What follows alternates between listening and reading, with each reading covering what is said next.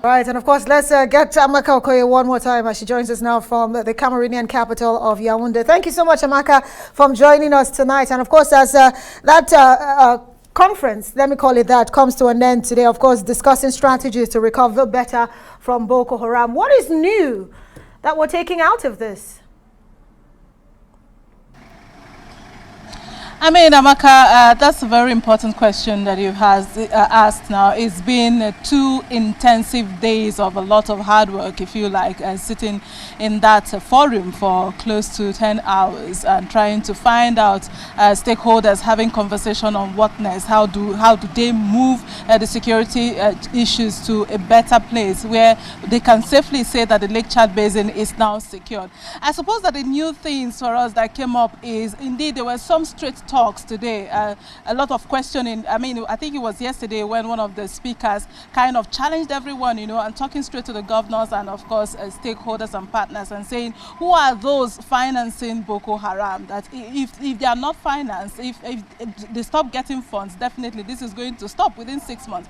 And that line of conversation kind of sparked a lot of emotion and, you know, talks here and there in the meeting. And that from that moment we began to see leaders owning up to certain things and saying, yes, well, they need to do more. What is more important, however, is to move away from who is financing them and to look for, you know, solutions. How best to see that the Lake Chad Basin is now secured and, you know, this violent extremism is brought to an end. The new thing, again, that we heard today is the fact that, you know, apart from the fact that people are suffering, apart from the fact that there is, of course, the humanitarian crisis, there is also the reality that people are still battling with accepting those ex-Boko Haram combatants into the society, because those who are still their victims are still in camps as internally displaced persons. And then you hear the government saying that we're bringing back these so-called, you know, repentant Boko Haram ex-combatants, if you like, and to resettle them. So there's been a lot of conversation and a lot of reconciliation that has to be done, and you know, the people accepting them back to society and finding them, seeing them again as their own, knowing fully well that their victims are still suffering, if you like, and still displaced, and you know, not having all the welfare that they need, and seeing this as repentant Boko Haram kind of well taken care of. So that's another conversation that, you know, they're pushing forward and finding ways, you know, to bring a balance to that aspect, Amaka.